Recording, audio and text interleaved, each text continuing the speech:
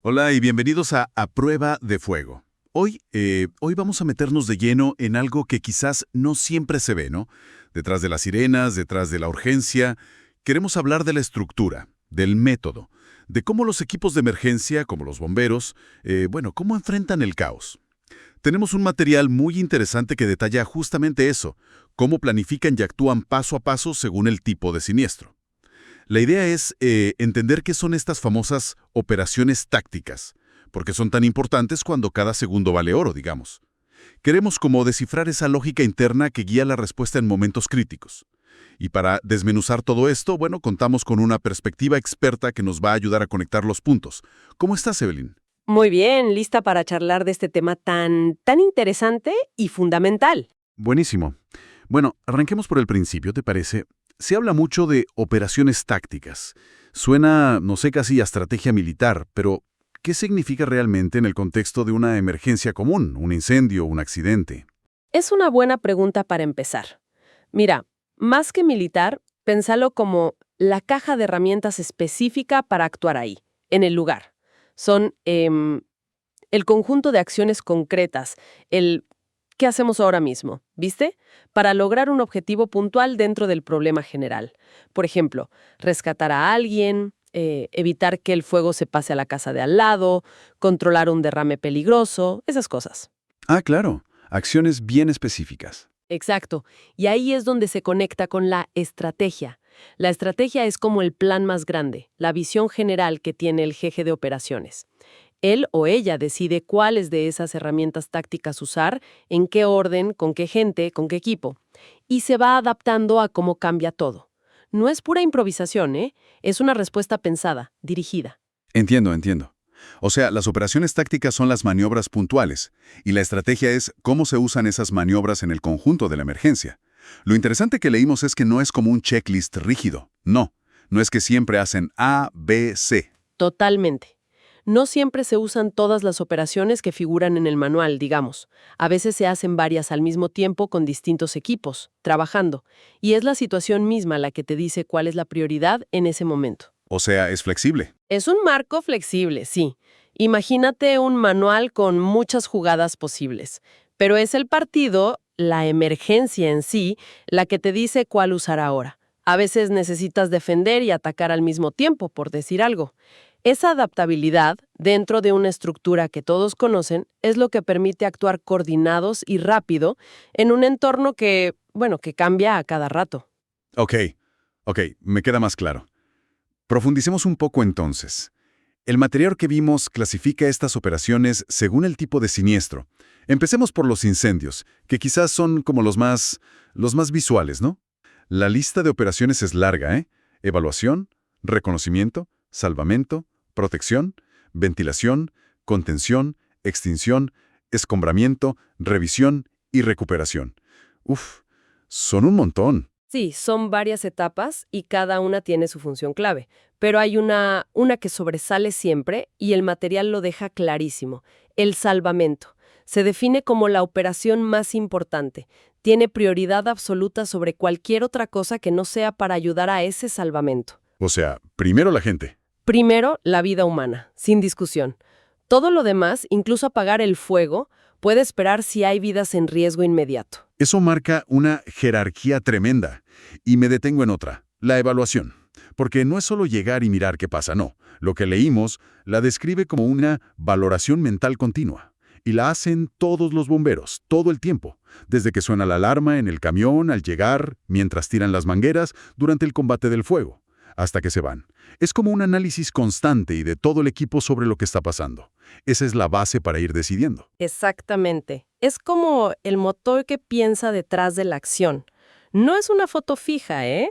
Es una película que se analiza en tiempo real por muchos ojos, por muchas cabezas. Y eso permite ir ajustando la estrategia y las tácticas sobre la marcha.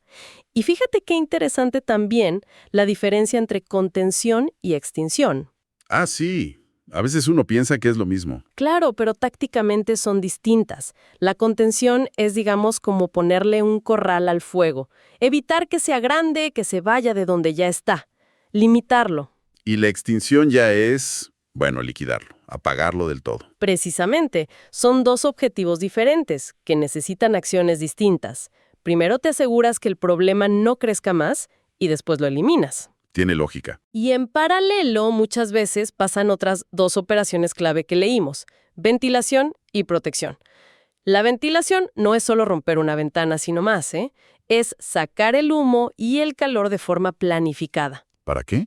Para ver mejor, para bajar la temperatura dentro y para que los equipos que están atacando el fuego puedan avanzar más seguros y más rápido.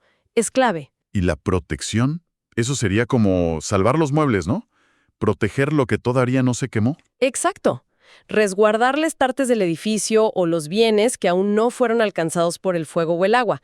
Evitar que el daño sea total. Suena a que todas estas operaciones, aunque las listemos así, en la práctica deben estar súper coordinadas, casi como una coreografía bajo presión. Tal cual.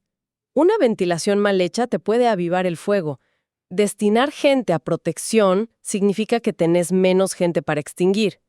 Por eso, la coordinación, la comunicación constante, basada en esa evaluación continua que decíamos, es fundamental.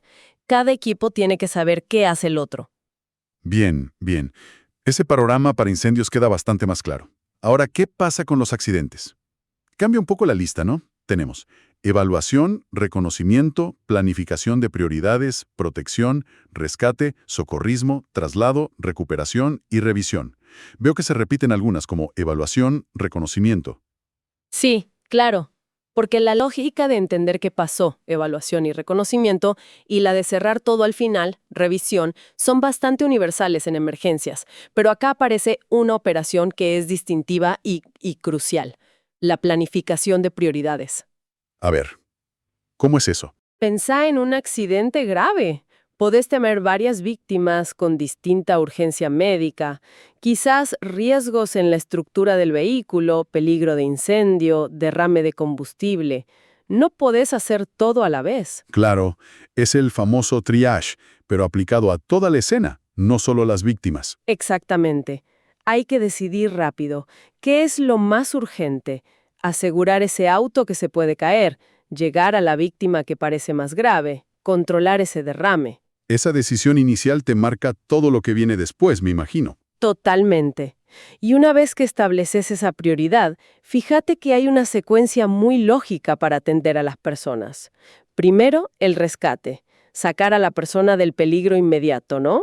Del auto, de abajo de los escombros. Sacarla de ahí. Después, el socorrismo, que son los primeros auxilios avanzados para estabilizarla ahí mismo, en el lugar. Ajá. Y finalmente, si hace falta, el traslado coordinado a un centro médico. Es como una cadena de supervivencia bien definida. Se nota una secuencia muy clara ahí en la atención a la víctima. Y la protección en este contexto de accidentes, porque en incendios era proteger bienes. Acá parece distinto. Sí, acá la protección se enfoca mucho más en evitar que la situación empeore y ponga en riesgo a más gente, incluyendo a las víctimas que ya estás atendiendo. Y ojo, a los propios rescatistas. Ah, claro. ¿Cómo que, por ejemplo? Por ejemplo, asegurar el perímetro en un accidente de tránsito, para que no haya más choques. O cortar la luz en un derrumbe. O apuntalar una pared que se puede caer. Es crear una zona de trabajo segura para todos. Entendido. Ya vimos incendios, accidentes. El material también menciona las catástrofes. Ahí ya la escala es otra cosa, ¿no? ¿Cómo se aplican estas operaciones tácticas cuando hablamos de, no sé, un terremoto, una inundación grande, un colapso de un edificio entero? Sí. Ahí la complejidad se multiplica. Muchísimo. Muchas de las operaciones individuales que vimos, rescate, socorrismo, evaluación, siguen siendo válidas, claro. Pero la escala, la cantidad de recursos, la coordinación que se necesita es inmensa. La clave acá, como dice el material, es la adaptabilidad de esos principios tácticos y, sobre todo, la planificación previa. La planificación. Sí, una catástrofe, casi por definición, supera la capacidad de respuesta de una sola institución. Entonces, la planificación se hace a niveles más altos, generalmente coordinada con Defensa Civil, otros servicios de emergencia, a veces hasta las Fuerzas Armadas. Se activan planes de contingencia mucho más grandes. O sea, no es solo hacer lo mismo pero a lo grande. No, cambia la forma de organizar todo. Se establecen centros de comando unificados, áreas para concentrar víctimas, corredores para que lleguen los suministros. La estrategia se vuelve muchísimo más compleja. ¿Y las tácticas? ¿Cambian mucho según la catástrofe? Depende totalmente de la naturaleza del evento. El material no entra en un detalle súper exhaustivo por cada tipo, pero sí lo deja claro. Por ejemplo, en una inundación, las operaciones podrían ser evacuaciones masivas con botes, ¿no? Eso es un tipo de salvamento a gran escala, o establecer refugios temporales, que sería una forma de protección de la población. Asegurar diques, fuentes de agua. Y en un terremoto, me imagino, mucho rescate. Mucho rescate de gente atrapada, sí, con equipos especializados que se llaman USAR. Mucho socorrismo en puntos de atención masiva y la evaluación constante de réplicas, de daños en otros edificios y la logística para mantener todo eso funcionando por días o semanas. Eso ya es una operación táctica gigante en sí misma. Impresionante. Y un punto que se repite y es clave para todos los niveles, desde el fueguito de pasto hasta la catástrofe, es que todo el personal tiene que estar capacitado. No sirve tener especialistas que solo saben hacer una cosa. En una emergencia larga o caótica, todos tienen que poder asumir distintas funciones tácticas. La versatilidad es fundamental. Esto nos lleva perfecto a otro punto que me pareció central en el material. La clasificación de los siniestros. Porque no alcanza con saber qué hacer, sino también cómo medir, cómo categorizar el problema al que te enfrentas, ¿no? Se mencionan 3 criterios: tipo, ubicación y magnitud. Exacto. Es como el sistema para ponerle una etiqueta rápida a la emergencia y comunicar lo esencial. El tipo es lo más básico: incendio, accidente o catástrofe. Y dentro de cada uno hay subtipos más específicos que ya te dan una pista. Incendio forestal no es lo mismo que uno industrial. Accidente de tránsito no es igual a un derrumbe. Bien. Después, la ubicación. Urbano, rural, interzonal. A primera vista parece solo dónde pasó, pero ¿por qué es importante tácticamente? Es clave. Clave para la logística y los recursos que vas a necesitar. Una emergencia urbana, bueno, generalmente tenés bocas de incendio cerca, apoyo de otros servicios, rápido, hospitales no muy lejos. Claro. En una zona rural, el tiempo para llegar es mayor, el agua puede ser un problemón, quizás necesites camiones cisterna, el acceso puede ser difícil para vehículos grandes, y si la cosa se alarga y estás lejos de la base, tenés que pensar en los relevos del personal. Y si es interzonal, o sea, fuera de tu área habitual, tenés que coordinar con otro cuartel. La ubicación te condiciona toda la estrategia de cómo llegás y con qué. Tiene todo el sentido. No es lo mismo actuar acá en pleno centro que, no sé, en medio de las sierras. Y el tercer criterio, la magnitud, el material dice que es importantísimo. Se clasifica en 1, 2 o 3. Pequeña, mediana, grande. ¿Por qué tanto énfasis en la magnitud?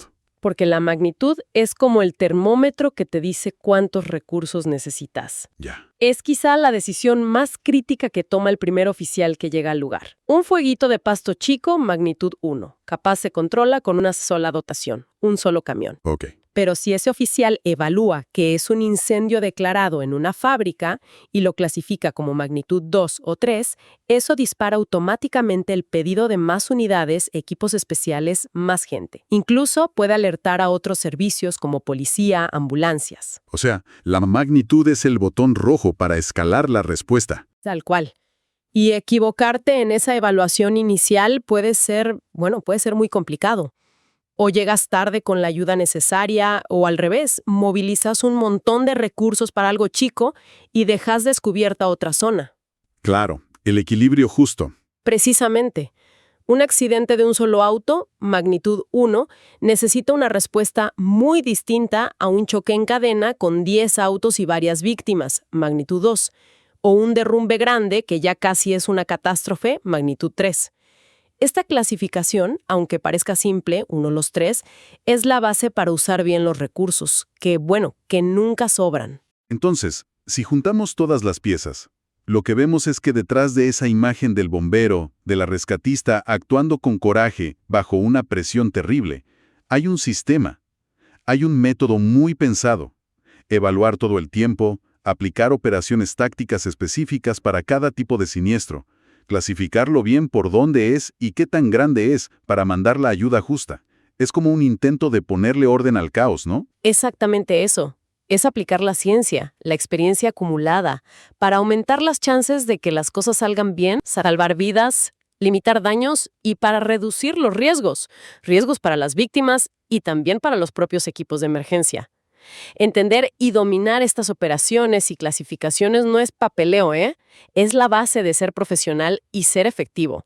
Te permite pasar de la reacción pura, del instinto, a una acción coordinada, estratégica, incluso en los momentos de mayor estrés. En resumen, entonces, lo que exploramos hoy es esa estructura, esa columna vertebral invisible pero fundamental que guía cómo se responde a las emergencias.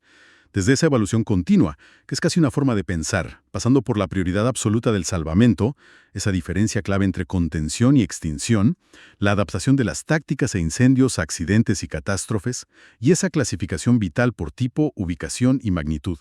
Todo parece diseñado para optimizar la respuesta y la seguridad en momentos críticos. Lo mejor esta metodología, este andamiaje lógico que existe para actuar en situaciones límite, ¿cómo cambia eso nuestra valoración de la capacitación constante, de los simulacros, de toda la planificación previa que hacen estos equipos? Quizás nos ayuda a ver que el acto heroico que vemos en la tele o en la calle es solo la punta del iceberg de una preparación enorme, profunda, sistemática. No es solo valentía, es también método. Una excelente reflexión. Esperamos que esta charla profunda les haya resultado tan reveladora como a nosotros.